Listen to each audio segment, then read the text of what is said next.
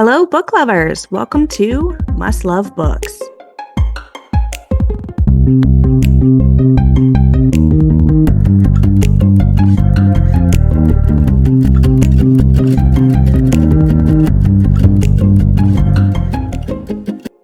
Hello, and welcome back to Must Love Books podcast. I am here today with author Allison Saft, the New York Times and indie best-selling author of A Far Wilder Magic and A Fragile Enchantment. After receiving her master's in English literature from Tulane University, she moved from the Gulf Coast to the West Coast, where she spends her time rolling on 8 wheels and practicing aerial silks. She lives with her partner and an Italian greyhound named Marzipan. Hello, Allison. How are you? Oh, Krystle, I'm good. How are you? I'm doing great, and I'm so happy to have you here today. I'm so happy to be here. Thank you so much. And today we are celebrating your upcoming release date for A Dark and Drowning Tide. Yay. A Dark and Drowning Tide is my debut adult fantasy. It is about a sharp-tongued folklorist named Lorelei who is on an expedition searching for the fabled source of all magic. Her country is in a precarious political situation, and the king is searching for this magic in order to stabilize his reign. So Lorelei is accompanied by 6 nobles who are all eccentric weirdos. And partway through the expedition, her beloved mentor and the leader of this expedition is murdered. Unfortunately, the only one that Lorelei knows is innocent is her insufferably gallant and maddeningly beautiful academic rival named Sylvia von Wolf, and the two of them must team up to figure out who done it. I like to pitch it for fans of Spinning Silver and Emily Wilde's Encyclopedia of Magic. It's a little darkly whimsical, a little broody. I'm really excited about it. I am honestly so excited to read this one. I cannot wait until it comes out. Can you tell me about some of your inspirations for writing this one? Sure. This one it came together. I feel like a lot of my books kind of come together over long periods of time. I think it's Tolkien who described like an author's leaf mold, just those various sources of inspiration that kind of collect in the floor of our minds and decay into art eventually, I guess. So for me, this book originally came about when I was in my grad program, and we read a book called The Natural History of Selborne by Gilbert White. It's really just not even a novel, it's sort of just like a naturalist's account of his life in Selborne, looking at little creatures and tracking the weather. It almost comes to some sort of narrative climax when there's like this apocalyptic storm that descends on Selborne, but apart from that, it's just a very quiet kind of story. And I had come to my agents, of course, years later when I was agented in writing fiction, and was like, I'm really interested in writing a fantasy about a naturalist, and kind of described this book to them, The History of Selborne, that is, and they were like, okay, it sounds a little quiet, so maybe not that one for your debut adult fantasy. And I said, okay, that's fair, and kind of tabled the idea for a while. A couple months probably after I initially pitched the idea to them, my agents, I was playing a lot of visual novels, like Phoenix Wright Ace Attorney was very big for me. If you've never played these games, essentially you are a lawyer who investigates crimes with your supernatural sidekick. It's a very charming series of games, kind of quirky. And there was something about the tone, and also the protagonist has this rival named Edgeworth, who's like very serious, intense guy. But there was something about the combination of the tone of the series as well as the kind of tension between these rivals that really spoke to me. So I kind of I came back to my agents and I was like, okay, how about a novel about rival lawyers? And they're like, no, not that either. So I was like, great. What if we just fuse these ideas together? And honestly, that is how A Dark and Drowning Tide was born, was a combination of my grad student love for this naturalist's memoir and my love for goofy crime fiction, I guess.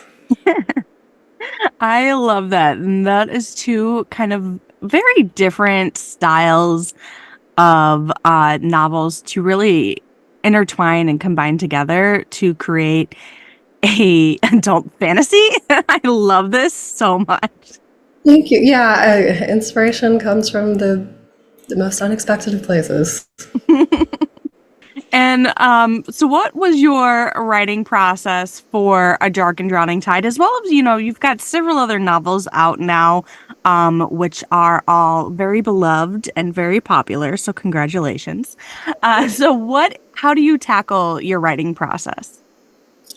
Um, Gosh, it's really different for every book, which I think is something that I've had to embrace the more I do this. Like, one feels like it should get easier, but it just really doesn't. So this book, I mean, the writing process is more or less like, I get the idea, usually years of cooking various, very disparate media. And then usually I'll know a book idea has legs when I know who the romantic leads are and how they meet.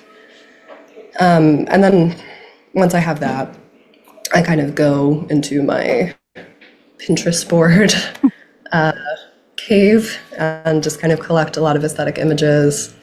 And then, yeah, really, so I guess for me, the process is establish the romantic dynamic, kind of get a sense of the aesthetic and the mood of the book. For me, I feel like mood is one of the most important things about a book idea. It's kind of like the lens through which you filter everything else, like the tone, the writing style, the kinds of things that might happen. I think I got that idea from Maggie Stiefvater, actually. Very helpful course if anyone ever has the opportunity to take it. I think it's on her Etsy.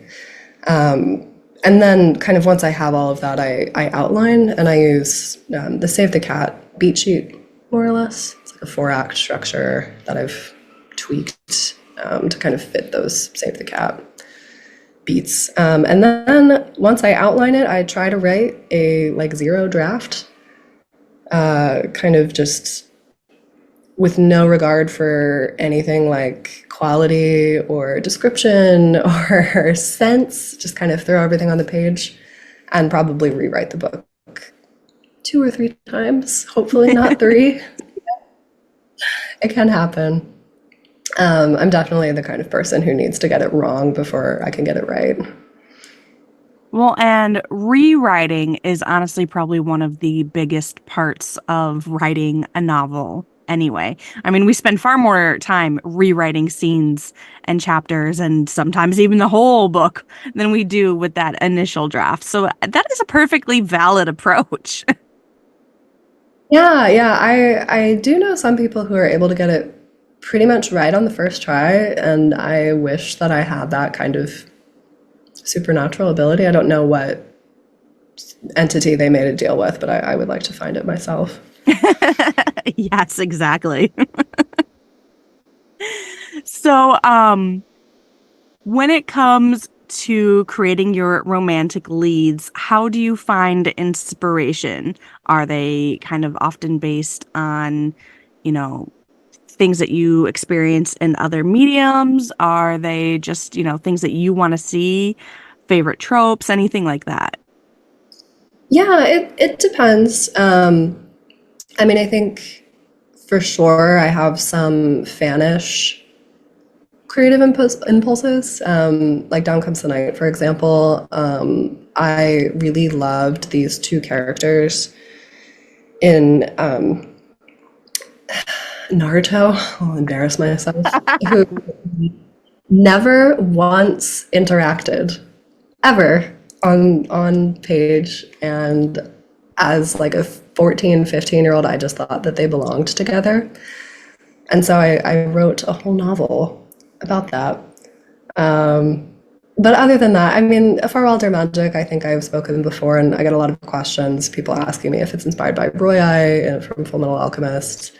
It is. I mean, I was very interested in these 2 characters and how it's kind of alluded to that they have this shared past that we never see on the page, and so I was very kind of taken with that and sort of wrote my take on it. Although I do think the characters are, like, through the process of writing your own novel, become very different from the original source of inspiration. But my subsequent two books, The Fragile Enchantment and Dark and Drowning Tide, are not really based on any two characters in particular. Kind of more just went for these archetypes that you see often, like the academic rivals, Sunshine Grump, and Kid in A Fragile Enchantment is like that very specific type of grump of like that the hot and cold kind of vibe that you see in a lot of like shoujo anime in particular. So I'm kind of outing myself here as like being very much an anime and manga nerd. It has had, for better or for worse, a huge impact on my writing. So I would say definitely drawing on other media and revising it to fit my own, I don't know, nefarious ends is how I get a lot of my ideas. But writing is a process of defamiliarizing, I think, our source of inspiration. So, yeah. Honestly, I do a little bit of that as well. I have a very secret work in progress. This is not the one that I have been querying, and nor is it anywhere near close to being finished or have anything released about it at all. But there is one work in progress I am working on that is just inspired by the feeling of what if this character chose the other character. And like just for a split second. And okay, I'll even out myself completely. It is from watching Shadow and Bone. I had not read the books yet at this point. And I was watching Shadow and Bone, and there was a scene, and I'm just like, I knew what was going to happen. Just, it's been out for years. Spoilers. I get it. And I just had this feeling like, what if Alina chose the Darkling? And that question to myself and that feeling inspired a whole like outline of a trilogy. Gosh, I love it. I think that's the magical thing about adaptations is like that's such a, I mean, at this point, probably what, like a 10-year-old franchise. And I just love that it can still inspire this sort of like these shipping wars that were raging on Tumblr, I'm sure, back in the day. Yes. I do remember when the first one came out, even though I hadn't read it yet. And I remember seeing all the Dark Lena fan art on Tumblr back in the day. So funny. Oh, I love it. Yeah, I mean, I agree with you about like it's really about the feeling, not like literally like the same characters, but like Exactly. kind of like, yeah, the dynamic, something about the thematic implication of choosing. Because to me, that's like what romance is. It's like the romance is articulating like the core theme of the book. What does it mean to find belonging and love in this person? Absolutely. And in this project, the characters are not like the Darkling and Alina at all. They're very, very different, but it's just the vibes, it's that aesthetic. I love it. So let's go ahead and slide into talking about your publishing journey. All right. Just from the beginning? Yeah, dive right in. Okay. Well, I would say that I didn't always know that I wanted to be an author. It's not really like a dream I had as a kid or anything. Writing was just more or less something that I did for fun. And when I was very young, maybe like 8 to 11, I kind of found my love for writing on Neopets and the Neopets roleplay forums. And kind of just did that for a couple years. I was ruling warrior cats roleplay guilds with an iron fist before I Warrior graduated. cats. That's right. Wow. Oh my gosh, I could probably talk about that series for many hours. Like, my goodness. Like, It's been why a was, long time since I've seen Warrior Cats content. Absolutely. yeah, they're still making them. It's impressive. I don't know, the epic scale of that series just never fails to amaze me. They were so good, genuinely. Very much captured me. I was also a Neopets roleplay forums girly. For me, it was Avatar: The Last Airbender. That's an excellent one. Yeah, Always Zuko content, always. oh my goodness. Yeah, I'm trying to remember like the Neopets forums in my day. There were a lot of like uh oh my gosh, it was kind of like this is so embarrassing. But like the person would make a thread and then they would have like a description of like this vendor that would sell all of these different types of magical eggs. And the whole conceit of the role play was that you would choose which egg spoke to you, and then like the maker of the thread would have it hatch into something. I don't know, it was just Oh my this was what we goodness. did, like 2006. That is great. And honestly, it was just a way to be creative. Yeah, And it was an outlet and a way to connect with other people in, what was a heavily moderated and very safe environment for, older kids and young teens to kind of just explore and connect with. yeah, absolutely. No, it's interesting. I mean, especially talking about like connection, because you'll often see people talk about how writing is very solitary. And it can be, but for me, it's always been kind of this point of connection and community. I mean, until I was probably in my 20s, most of my writing was done in collaboration with other people. Yeah, I guess that's a good point to jump back in. I mean, I role played in my teens, and then once I went to college, I kind of just stopped writing fiction for a long time. I thought I wanted to be a professor, and I was going to pursue my PhD after I finished my master's program. But I think it was somewhere around studying for the GREs that I was like, I don't want to do this anymore. Oh no. Just I don't really know if there was like one moment that made the decision for me, but it was kind of like a gradual.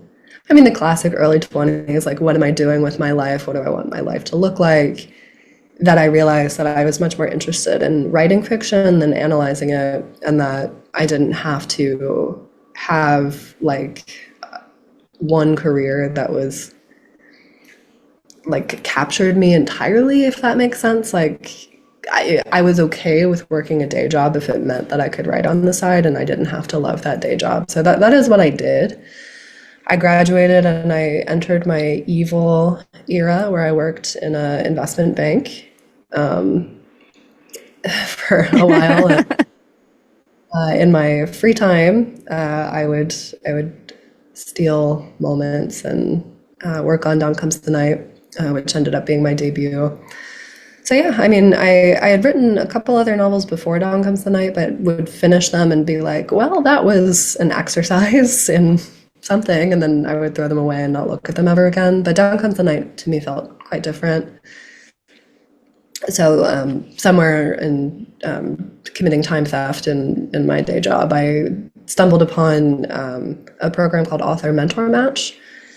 I think maybe on the Pub Tips subreddit, which I believe is still ongoing. So if you're ever looking, if you're listening and looking for like publishing advice, it was a good community at the time I was looking at it. And I thought it seemed like a good opportunity. Hustled to finish Down Comes the Night and revise it to be somewhat readable by outside eyes in a couple months. And I was very fortunate to be chosen by Charlie Lynn Herman, who is the author of The Devouring Grey and All of Us Villains with Amanda Foody. And Charlie just kind of kicked my ass for like 8 months, teaching me how to revise. And by the time we were finished with it, yeah, took it out, queried it, got my agents, who I'm still with. And yeah, I mean, the rest is history. Here I am.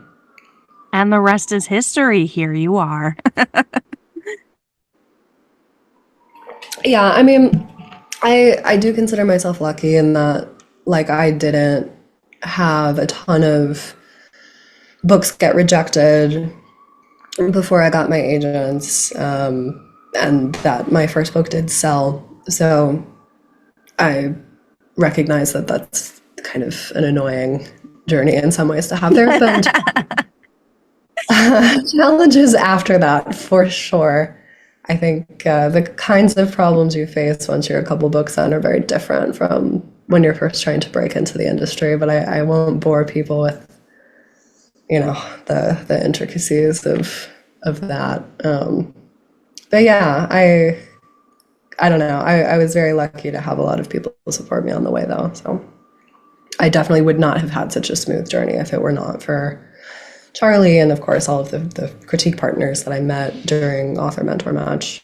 And I'm sad that there are no more mentorship programs. They're all gone. I think Pitch Wars 2 years ago was the last one. Yeah, there really hasn't been. And I kind of really thought like with the pandemic, like mentorship programs would have increased and that we would have seen a lot more. And it seems to have been the opposite. Like they've all gone away. They're all gone. They're done. Yeah, because like even like social media is so different now than it was when I first was trying to break into the industry in 2018. Because now it's like I don't even know where people find like critique partners anymore. Like where do you? Where do you have? I think like TikTok. I think you just go on TikTok and you're like, I want a critique partner. This is what I write. And if you're lucky, your video will get some traction and you'll find somebody. Oh, interesting. But I don't know of any like active programs anymore that really focus on connecting critique partners. Like there used to be so many, and just in the last like I want to say 5 years, just one by one, they've all kind of gone away. Oh, it's a bummer. But I mean, I you don't need those things to succeed, but sure did make it easier to have someone holding your hand. Yeah, I think, a lot of support is such a huge thing when it comes to being a writer, whether you want to pursue traditional publishing or even through indie and self-publishing.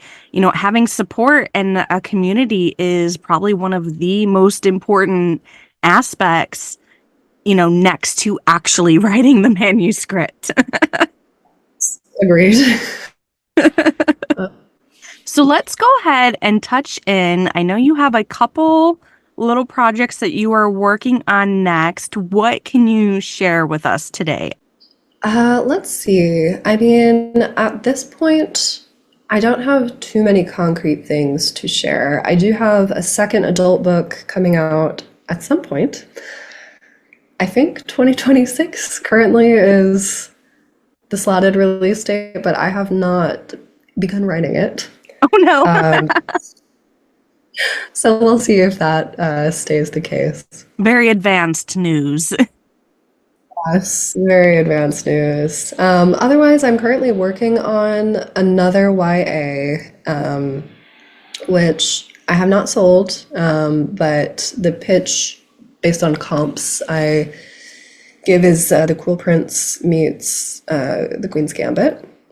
I am entering my chess obsession, or I have entered my chess obsession, so of course I had to put it into a book.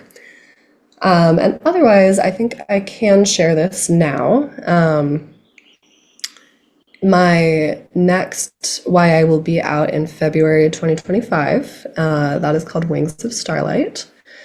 It is, if any of you or you had siblings who were into the Tinkerbell animated films. Yes, me raising my hand. All of them. Great. So Wings of Starlight is the origin story of Queen Clarion and Lord Mallory and their star-crossed love story. So I'm very excited about that. Honestly, I'm excited too, because they were adorable. They were, yes. And I'm so glad that they were able to finally reconnect thanks to good old Tink. But anyway, yes, it was I was very excited to take on that project. So excited to have people read that one. It's a bit different from my usual stuff. So, I will definitely be checking it out myself. I'll say it's for my kids, but really, it's going to be for me. yeah, love it. I was a big Tinkerbell fan, um, like all through high school and beyond. Everything I had to have Tinkerbell on it. Oh my gosh. Yeah. She is such an iconic character. It always makes me, I don't know, maybe it shouldn't surprise me. People have a lot of intense feelings about the franchise. Yeah. Yeah, definitely. And, to circle back to your work in progress of Queen's Gambit and The Cruel Prince, let me tell you how much I love both of those things. The Cruel Prince was my favorite book that I read last year. Like I put it as Oh, number one. And Queen's Gambit, I binge watched that so fast on Netflix. Like I got through the whole series in one day. And then a few weeks later, I turned around and watched the whole thing again. gosh, I love that. So good. Yeah. So I will definitely be looking out for that one. And the minute a pre-order is available, I'm gonna get it. Thank you very much. So before we finish up here, I do have a little bit of a game that I would like to play with you. This is a game that I play with some of my authors. It's just kind of a way for listeners to get to know what kind of things you like to read. So this game is called Five Things. So we're going to start off with five books that you have read recently. Oh, recently. Yeah, To I me, can. recently is anything between last week and 2 years ago. Like, Okay, well, fortunately, I've started tracking my reading, so I can tell you the last five things I've read. all right. Uh, the first one being The Cruel Prince by Holly Black. Wow, who would have thought? Yeah, I revisited it on audio. I recently started listening to audiobooks, so that's kind of changed my life. So I highly recommend. I also read I Wish You Would by Ava DeLaurier, which is a debut YA contemporary coming out, I think, like maybe tomorrow at the time of recording.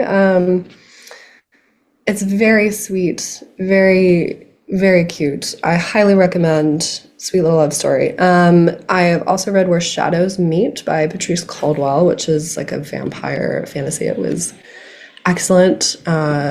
Two love stories, and both of them are gay. I also read, gosh, what was that? Three. The four is The Dark We Know by Wendy Lee. I think she said it's inspired by Spring Awakening, and I can totally see it, but the book itself is like kind of horror in a coal mining town, and the characters kind of untangling this like supernatural mystery and entity that's haunting everyone.